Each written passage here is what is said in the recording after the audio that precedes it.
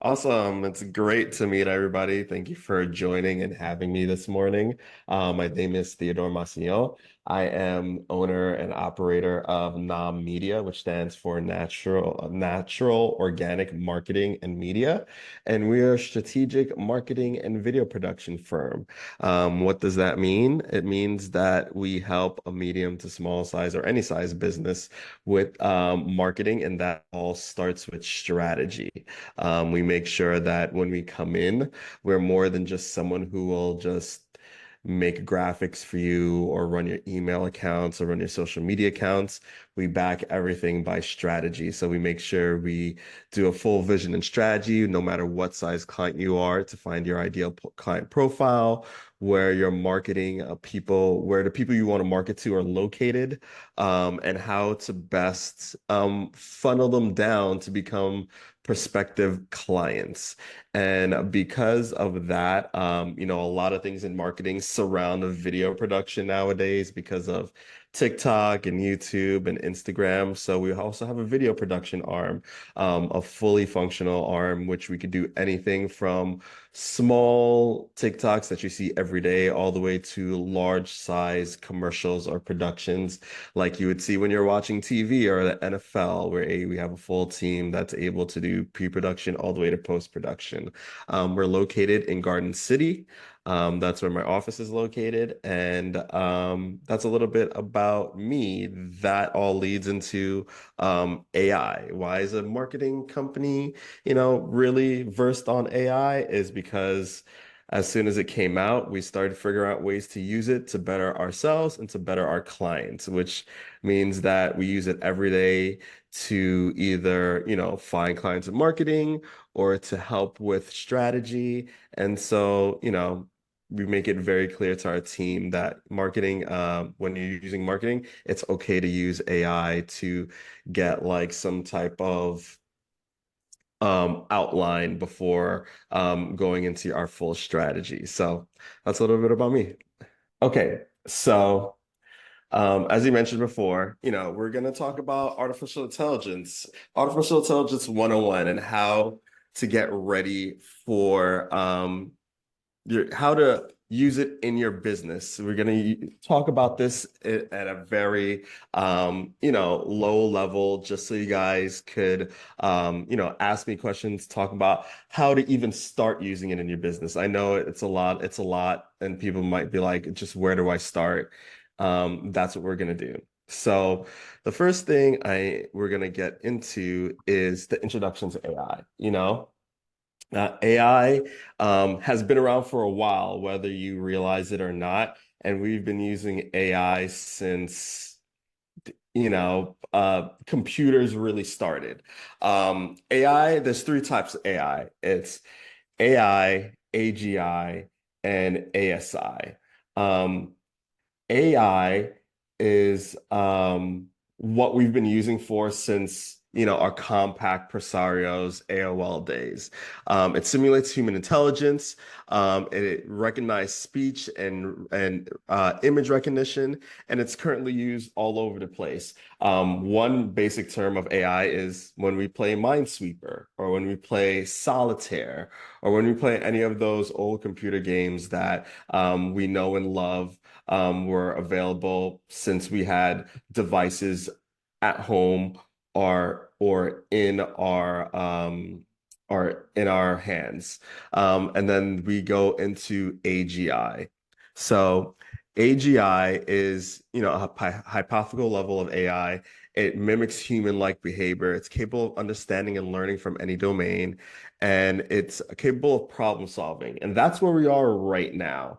AGI is basically what you see when you talk about ChatGPT and everything that's being released over the last year or so. And then theoretically, next phase is ASI. And ASI is the AI that surpasses human intelligence in all domains. It would be possess intelligence that far exceeds our own. And the level of AI is considered hypothetical and raises ethical and existential concerns. So this is where we have a lot of the debate on where AGI is right now and how do we deal with it before it gets to ASI? Is this 10 years away? Is it 3 years away? No one knows. But just by talking about the rate that technology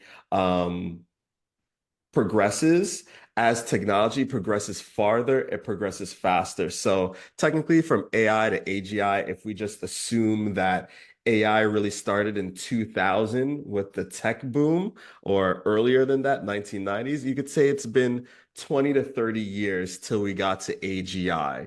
So you could assume that to get to ASI, it's going to take at least half or less than that to get to that realm. So that's where the whole conversation of, you know, hypothetical and ethical concerns come around. So that is just the basis of AI that I want you guys to keep in mind as we go through this. Rule-based AI. These systems are followed if this, then that approach or actions are determined by specific rules. That's the AI we've been dealing with. Generative AI, which is AGI. Technologies like ChatGPT operates on a generative principles using vast amounts of data. It inputs, analyzes them on a human-like approach, and generates human-like responses, which is why people find ChatGPT and things like that so amazing. And so now we want to talk about using this type of AI in your business. The main way of using AI in businesses right now can range from marketing, like my company does, to e-commerce, retail, banking, transportation. This is just a few of some of the things. Marketing, using AI to help personalize products, thinking of great titles or call to actions to pull people in. E-commerce, using chatbots for things like customer service. You might realize it before, but it's getting better. Sometimes when you go to an e-commerce site and you want to talk to someone, they say you're talking to a person. More and more, it's becoming to be that you're talking to a chat bot and you might not be realizing it. So that's what we're talking about: AI and customer service and sales.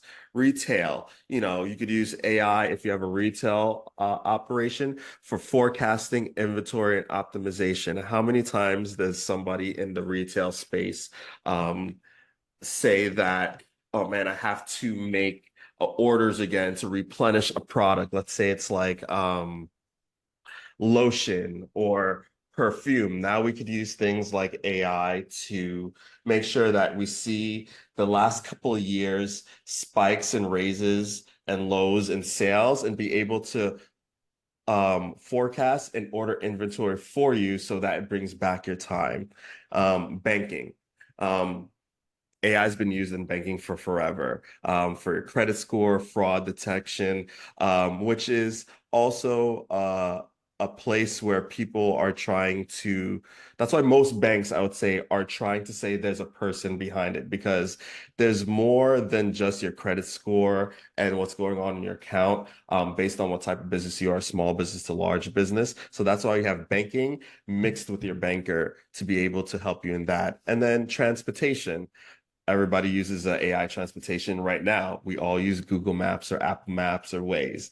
That is AI transportation, and it's just getting better. If you notice, when you open up your Google Maps or your Apple Maps, whatever you use to get directions, it's just getting better and better. And it's scary how you're just like, it's saying like, "Hey, you'll be there in 45 minutes." You're like, "Oh, that's gonna take 45 minutes. This traffic is really bad," and then you're there in 45 minutes. That's AI for you. Yeah. Oh, that's amazing. Yes. Discussing how AI affects business operations, manufacturing. AI drives quality control systems for defect detection. You could use AI to know that when you're manufacturing, what's going to not pass that quality check. Healthcare. AI is huge in healthcare as well. One of our current clients does colposcopy, and they use AI power system to really help with colposcopes, medical imaging, and diagnostic research, especially for them, which they use colposcopes to digital colposcopes to detect cervical cancer. Um, human resources resume screening. Depending on where we're all at, I think we've all dealt with this. This has been an AI model that's been used for a while too.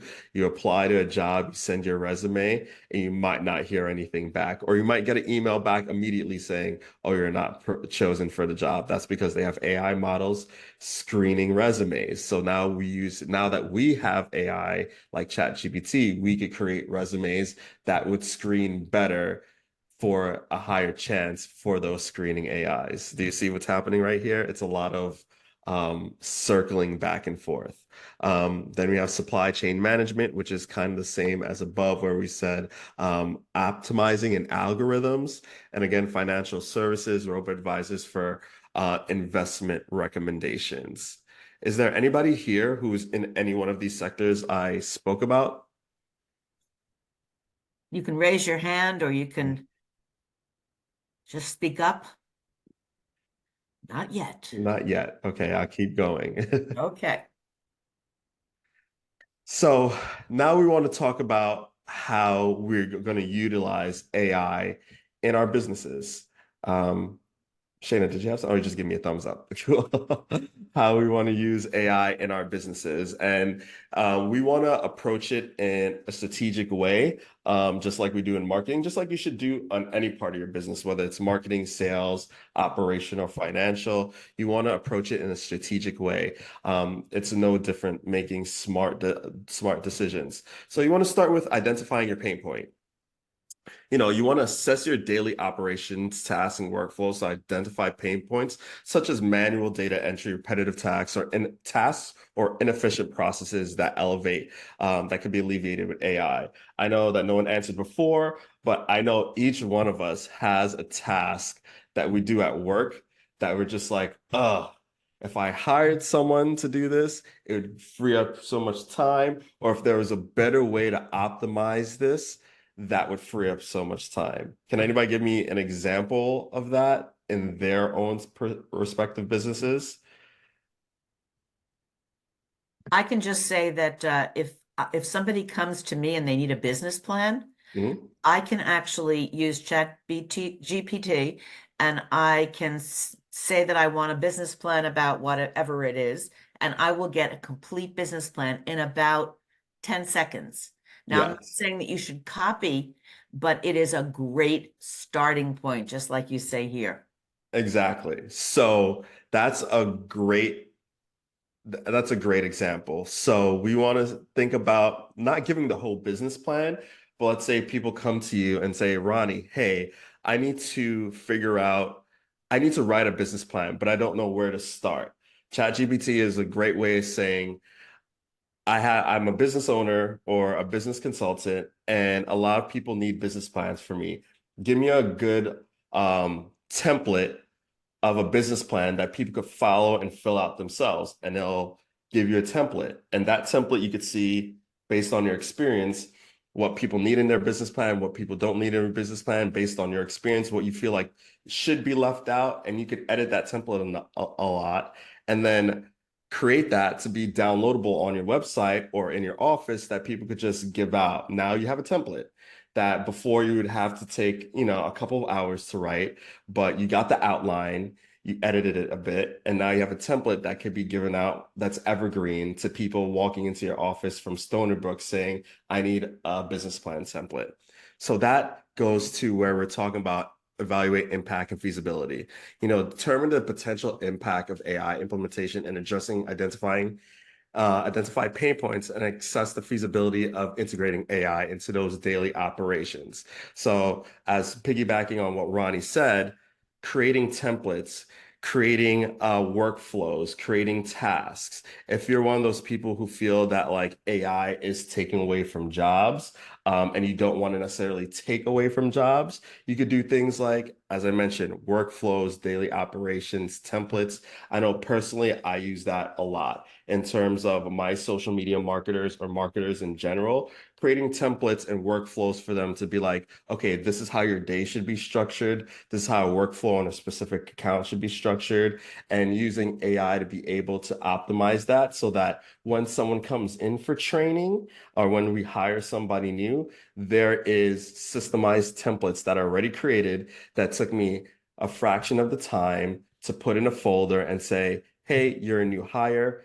At this, here, go through all of these, take a day or two, research them, get to know them, and then we'll have a conversation in a couple of days if you have any questions, and then you're off running instead of spending a week and a half training someone or hiring a trainer to train someone to do what you need to run into a role. Because we all know that when you're training someone or your new hire, it's more expensive to bring in a new hire than it is, it's a high cost of investment to bring in a new hire. That brings that cost down, which goes into consider ROI. Calculate the potential return on investment of implementing AI in daily solutions. Like I said, hiring someone is a high cost. Even though in the long run, it's what you need to make the business run smoother, bringing someone in is a high initial cost. So you want to calculate the return on investment. Is it going to save you more money in the end? Is it going to spend you more money in the end? Where's the best place to start? What's the lowest hanging fruit, so to speak? And then the last thing I would say in selecting starting points is involve stakeholders, not necessarily stakeholders as people who own or have a stake in the business, but frontline employees. As a marketing professional myself, we love surveys. We love surveys in our email marketing. We love surveys for potential clients. We love surveys for ourselves. Love asking the team, even though I have worked in every position in my company, I'm not in their day to day. So we like asking our team, what helps? What doesn't help? What are you wasting your time on? What can we do better? And so involving employees, operational teams, sales teams in the decision-making process and what is good, what's not working for them, and how we can make that better. And then seeing how AI could eliminate those pay points and make team and operations better. Before I go on, any other questions? No, I'm just wondering, I forget if you can pull up the internet. Um, because maybe at the end, Mhm. somebody can ask if people are really not familiar with how it works. I'd love to show them in real time, Yeah, ask a question and show them how it just like boom fills. yeah. It's I an, have I I mean, have some you I have could, some good, good, definite good. examples for you guys. Okay, that'd be great. Okay. So AI's role in efficiency is not job replacement, like I talked about before. We want to use AI as an efficient process without replacing human roles. It's a tool that boosts creativity and innovation and amplifying human capabilities. We all ran into the problems when the internet first came out. We all ran into problems when email first came out. We all ran into problems with even something like maybe some of us remember like the typewriter and all that. People are just like email is the death of written notes. It didn't kill it. It made it smaller, but we're at a junction in our lives where, when cell phones came out, it was just a new thing. You have to look at AI like that. It's not going to kill an industry, but if you don't use it, it is definitely going to leave you behind.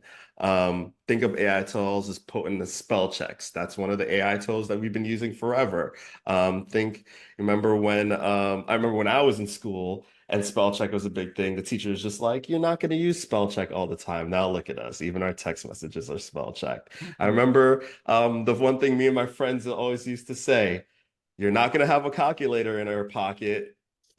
Now we have calculators in our pocket. So, AI is to improve written work by suggesting corrections, automating tasks, and providing insights. Just as a skill editor oversees and improves spell check suggestions, human oversight ensures accuracy of AI generated outcomes. Going back to that spell check, we have a full team in marketing. We do a lot of copywriting. We do a lot of stuff. They might use AI for outlines and everything, but at the end of the day, our project managers or me are still reviewing these projects before it gets sent to the client. So you never want to use AI in some sort to take it as an end all be all. You only want to use it as a outline. Outline to get started because it's always harder to get started than it is to review. So you want to use it as an outline.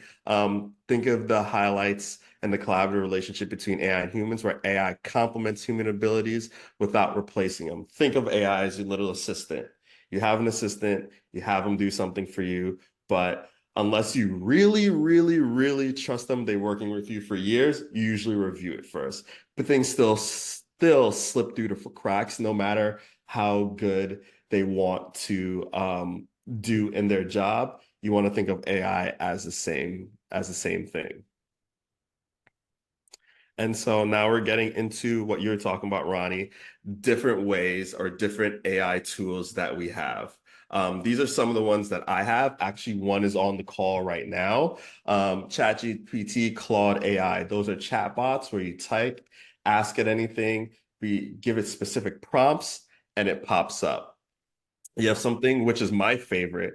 I'll show these to you as we go through them. Read AI. Read AI is on this call right now. If you, hmm, maybe it's not. I thought it was popped up, but Read AI is a note taker, and I'll show you that as well. Uh, Mm, are you still able to see my screen? yes. Did it pop up to the new Well, it's no, but it's highlighted sort of kind of. There's let a you know what? There's an arrow at the end, like the little purple arrow. Maybe that's what you have to click on. here you go. Let me share this.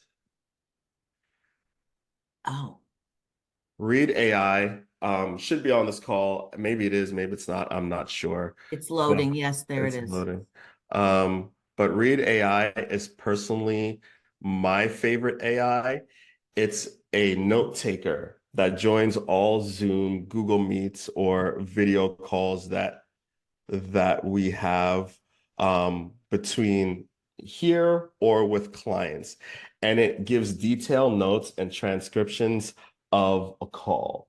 I'll show you, for example. And this helps a lot in marketing because there's a lot of times we have client calls. Most of our client calls are digital. To go back and remember what was said, what we have to complete without one of our marketers having to take detailed notes. So let's say we go to what's a good one? This one. We had a call with one of our clients who's a security company, and as you could see over on this side, you could play highlights of the call, or you could watch the whole call, which is an hour. Um, and then here you have things like a whole summary of the call, what the team discussed, the buildings they're working on. You have chapter and topics where it breaks everything you talked about with timestamps based on what you're talking about, discussion about security measures for school campuses, system features, and longevity. It even recognizes questions or tasks and puts it into action items that you have to do. It also lists key questions that people said throughout the call that maybe need to go back to. As you go down, it's a full transcript. Um, and then it does cool things like it dives deeper into the call and shows who talked the most, who talked the least. It gives you scores on, charisma, engagement, that kind of thing. It highlights some stuff. And then it even gives you coaching. It gives you coaching and tells you how many ums were said, how many likes were said, how fast you talked. So you could go back and see, okay, I need to talk slower. I need to talk faster, the impact and everything. So this is one of my favorite AI models because it helps with our business in terms of note taking. So now instead of taking notes where you might mess up or people might be talking too fast, we now could, and this is shared with everybody who's on the call. So now we could do things like copy a link and put it into we have a database where we put all the notes with all of our calls bi-weekly for the clients so they have access to it too. Now we just put that link in there, and if a client needs to say, I forgot what I told them 2 weeks ago, they just check the link and they have access to this. So that is one of my favorites um AI models. Yep. Leslie?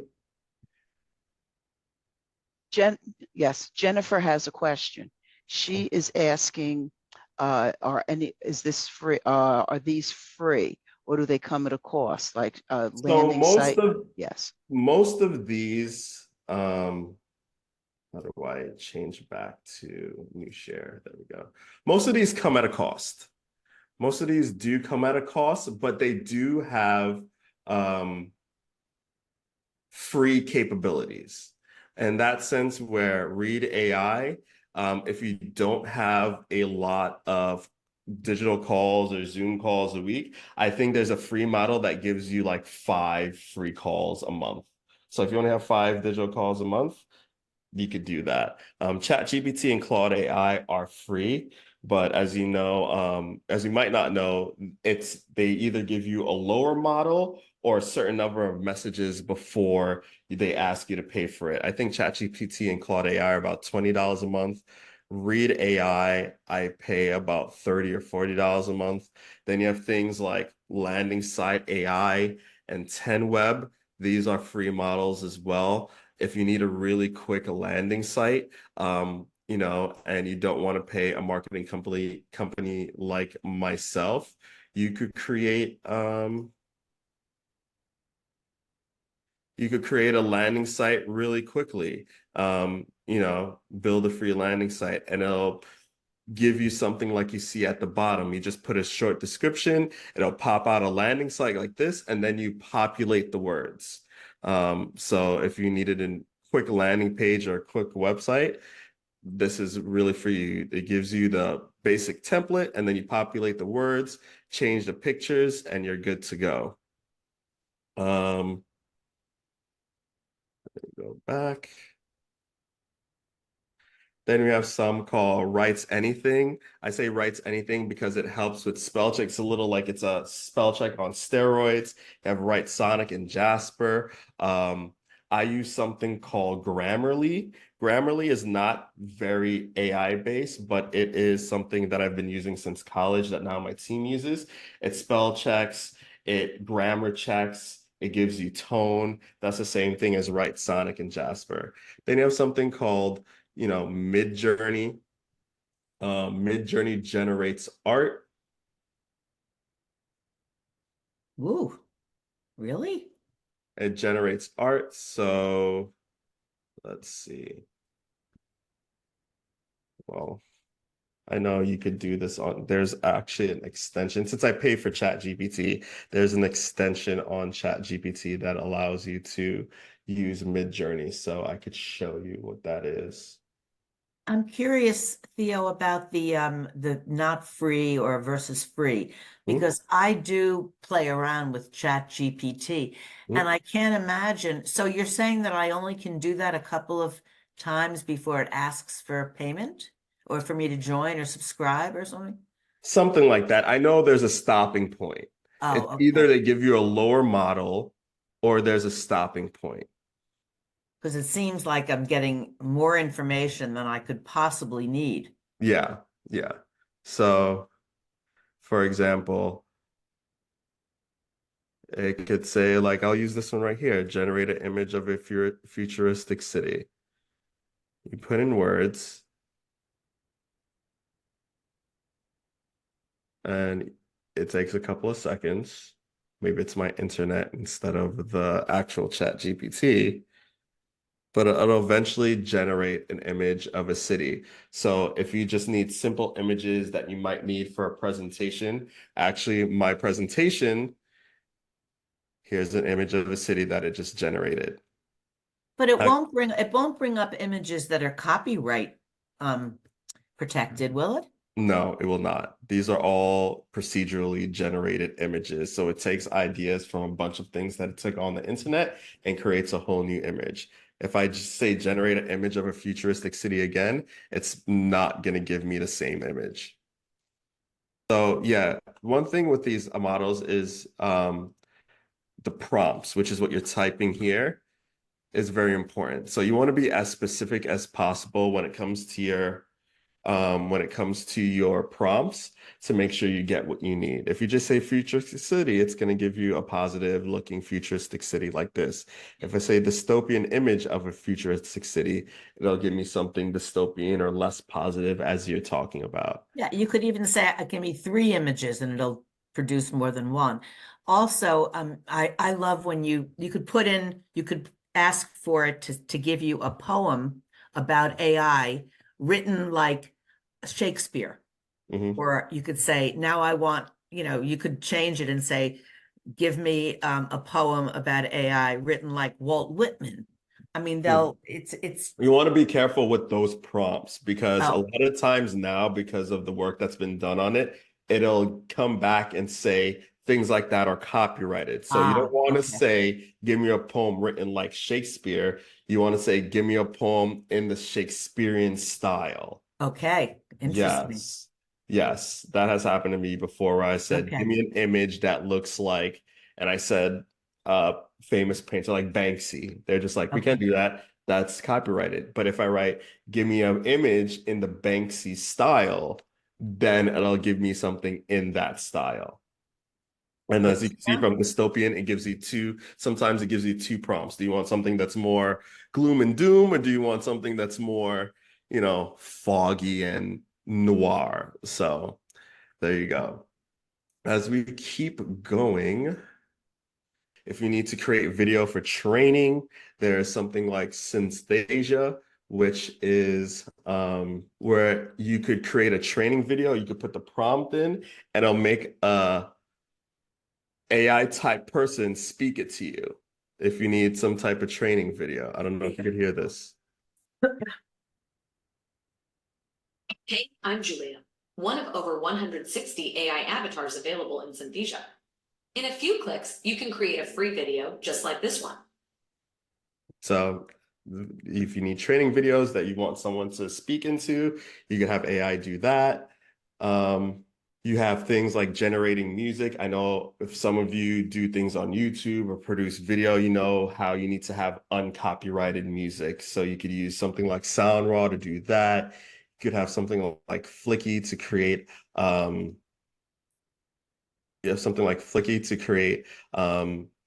really quick social media videos. Uh,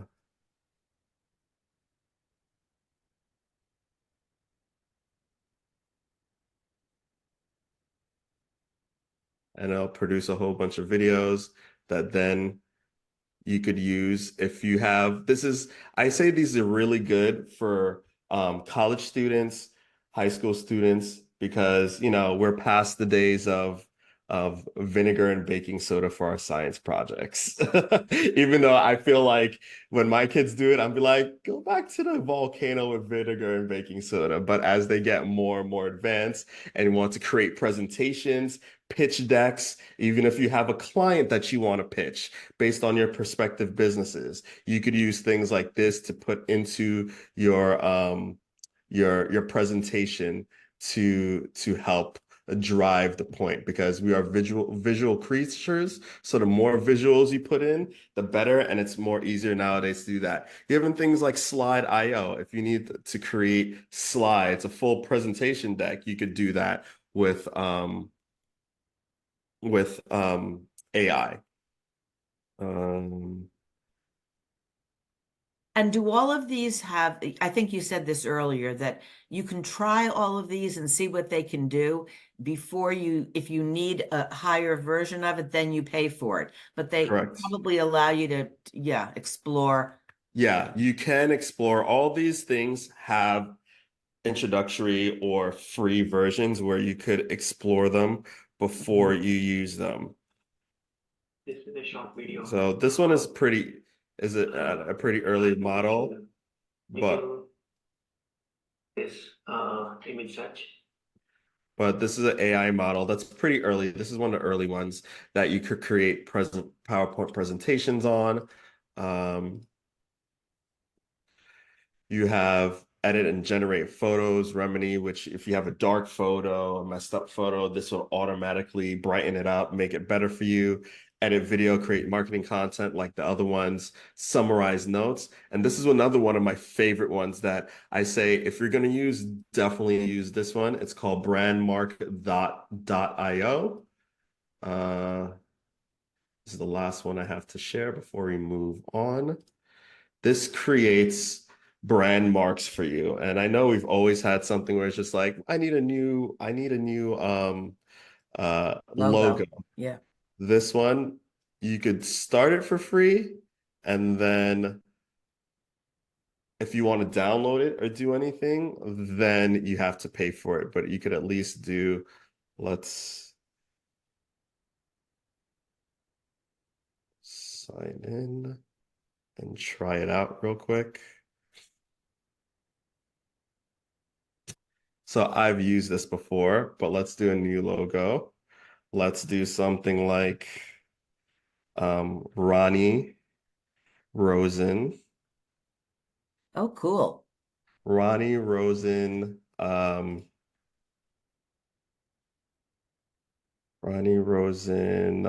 Consulting. And the slogan is Put art consulting. Art Consulting. Yes. Let's just see, because that'll be a little more specific. Let's see. Okay. And the slogan could be when you think of Ronnie, when you think of arts, Mm-hmm. think of Ronnie. Okay. Let's remove all of this. What are some brand keywords you have, Ronnie? Collage. Collage. Portraiture. Portraiture. Is that how you spell it? No. Portraiture. There you go. Portraiture. That's enough, I guess, right? Okay. Yes. What's your colors? My colors. Oh my goodness, you can pick anything. All right, pick the green and the purple.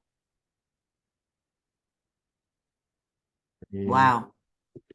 And we'll pick the style. We'll pick. Okay, we'll just pick purple.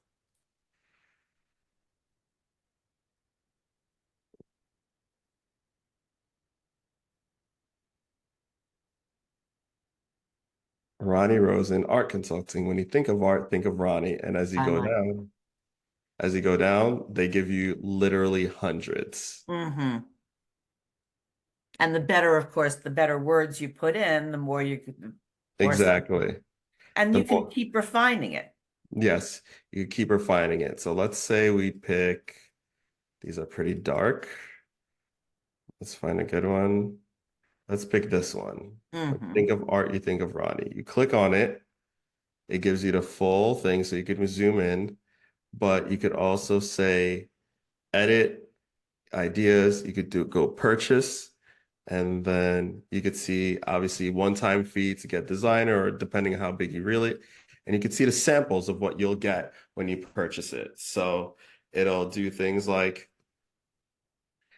it'll give you the logo files, the brand guidelines, mock-ups, profile icons, things for social media. So let's click logo files.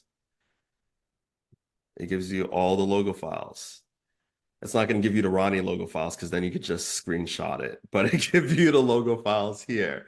If you go to brand guidelines, it'll allow you to download brand guidelines so that you could use and your colors. So if you use it on Canva or anything, it'll even give you mock-ups. So what does it look like if you put it on a t-shirt? What does it look like if, profile icons? If you need to use icons for your social media, what it'll look like on a business card. So obviously, as you could see, it's a really quick and cheap alternative to creating branding if you need something on the fly. Of course, branding could cost hundreds of thousands of dollars, but that's what you're getting behind that money. You're getting the like we do branding. You're getting the really thought behind it, the colors, what your ideal client profile is. But if you're just starting a really quick side business, you need something smooth, I this think is good for that. it's so amazingly time saving and just I think it really helps your creativity in anything you do, especially if you're not a creative person and you can't think of how to start something. Yeah. It's just unbelievable. I mean, I've been using it a lot lately and it blows me away, really. Look at this. Sorry. It even gives you social media posts, that kind of thing. But yeah, this is another one of my favorite. Like Bless AI you. models. Sorry about that. Bless you. And just so you know, these images, I used the image generator just for these images as well.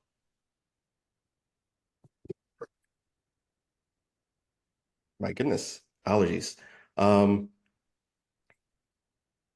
Okay, and so that's basically my presentation. You can please follow me on LinkedIn if you take a screenshot of this. I also have a prompt guideline that I could show you guys that gives you 100 prompts. It's more for the marketing purposes, but you could use it for anything else as well. Um, Hi, Yeah. Theo. First of all, thank you very much for the presentation. Very, very informative. Thank you. So I do have a question. So right now there are a few, general AI tools. So besides the ChatGPT, we also have the cloud and also the Microsoft Copilot. Mhm. So the three of them, do you think they are pretty much the same, or each of them have their own specialties for the AI functions? I would say just like anything else. I mean, one of my favorite sayings is you might have the recipe, but you might not have the sauce. So we all have a mom, a grandmother who has made a favorite recipe of ours since we were kids. And then we get that same exact recipe and we make it. And it's just like, something is just not the same because you don't make it the same way as your grandmother or mom. So I would say that, yeah, they're all basically the same, but if you start paying attention, there's a little bit of nuance when it comes to them. For example, I switch between ChatGPT and Claude AI. I found, because I've been paying attention, that ChatGPT and Claude AI do the same thing, but one is more creative and one is more like theoretical or analytical. And so sometimes I will take the time to create the exact same prompt and put it into both and see what it gives me and its differences. And sometimes I may mix and match them and say, I like chapter one from this one, but I like paragraph two from this one. And they're kind of saying the same thing, but one might give a little nuances. So yeah, to answer your question, they all might do the same thing, but you'll notice there's some nuances once you really get into the weeds of it that you might like from one that you might not like from another. All right. Thank you. You're welcome. Let me And we share do, this. and we do have two other questions. Okay, Theodore. go ahead. One of them is from Mare. Mhm. She is asking, son of a gun, where did she go? Well, we'll start with Tom's. He says he runs a sports league. The Mhm. league uses 12 rinks and has to satisfy team scheduling requests based on days and rinks. What do you suggest? So I would probably go into ChatGPT and say, hey, I am the manager or owner of a hockey team. And we have this many rinks and we have this many teams, and the teams practice from this time to this time for about an hour and a half per session. We want to make sure each team gets at least let's for example say two days a week on the ice, and so on. So be very specific with your prompt. Please give me a schedule that allows all the teams to get respective times on between Monday through Friday or Monday through Sunday. And then Wow. it'll probably pop up a schedule for you.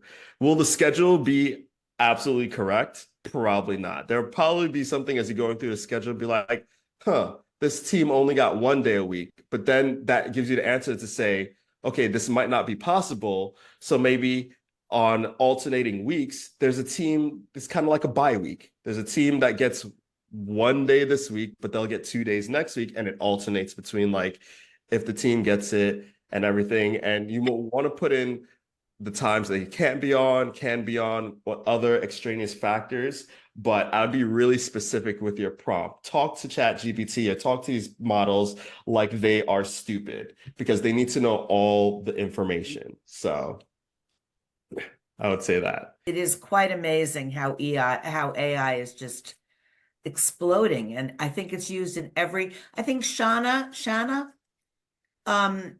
does something in the medical field, perhaps. And I don't know if you're still on here. I don't know if you're still here, but she had a very specific question. You may not want to share the question here with everyone, but I think I may be wrong, but Theo, people can reach out to you if they have Yeah, specific questions, if that's okay. absolutely. Do I have my email address? Oop, what am I doing? Well, put it under your picture or stick it in the chat. Yes, I'll stick it in the chat. Or we'll have it in the information that we'll send follow up. Yes, you could call me for anything. Like I said, we focus on strategy and marketing, but that kind of leads to everything because marketing kind of deals with the whole funnel. So you could reach out to me. I'm putting my email and my number in the chat, or you could Great, DM thank me you. on LinkedIn if you just scan this link right here. I'll also put this in the chat. It's great. I'm very involved on LinkedIn, so that's not a problem. And Great. yeah, any questions, just let me know. Let's see if there's anything else. Leslie, are you still with us here? Yes, and I'm copying and pasting all Oh, of his good. information Okay. into the Whizzy Bank so I can get it out to Okay. people. Yes. Okay. I think yeah, let's see. Oh, Jasmine. Yeah, I see it here. Yeah, I mean, the more specific you are, Jasmine, with knowing your formula and using something like a chatbot model, the better. You want to be very, very specific with your prompts based on your niche or what you do. So if you know that maybe posting on LinkedIn doesn't work, but posting on Instagram works. You want to tell the chat bot like specifically posting on Instagram because that's where I found the most success. Or you want to, as I said before, want to tell it exactly where your ideal client profile is. I could show you something real quick that we do. Let me share the screen. So this is example of something that we do for all our clients that comes into marketing. We make sure that we talk about their mission, their vision, their branding, tone of voice, their core values. So, 3 uniques, your problems and solutions, but I want to focus on the target market, your demographic, geographic, psychographic, where they're located, what type of archetypes they are. So knowing things like this for a specific business allows us to be very, very specific in how we're doing their marketing. And this is something that if you have, you would be able to put into like a chat GPT and say, hey, we want to focus on targeting CEOs, marketing directors, and decision makers at B2B companies. They have a specific psyche that we want to focus on. They have a specific awareness that we want to focus on, where they located, their kind of archetypes and everything. And if you're super specific with anything that you're putting in a chat bot, it'll give you more specific answers. So the more general you are, the more general you get, the more specific you are, the more specific you'll get. So if you have things that specify the project you're working on, I would use that and I would like to say you want to mansplain to a chatbot, if that makes sense. Yeah, I have a question about that. So when you Yeah. say be specific, do you think fewer words are better, or is a larger explanation of what you're looking for better? Like when you say be specific, is it be specific with less words? Or should you be more specific with more words? I would say be specific with less words. I mean, you don't want to repeat yourself just like you're talking to a person. You want to be specific, like you're writing a paper or you're writing a thesis. You want to be very clear, concise, and specific without going in a roundabout manner. So if you could write in that way, shape, or term, I would say specific with less words are better, but it's okay to put in a paragraph or two or even a page of specificity as long as you're not going around in circles. Right. I think what you have to do is you've got to try it like I did. And as you're doing it, you kind of realize how, how good the information is that you get back. Mm-hmm. So Exactly. I guess we're out of questions. Anyone? Thanks, Theo and organizers. You're welcome. Josh, it was great. Fascinating. Thank you so much, Theo.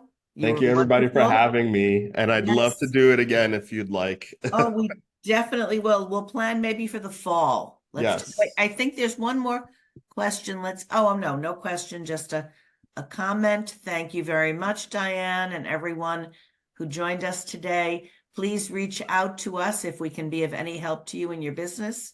We're happy to help.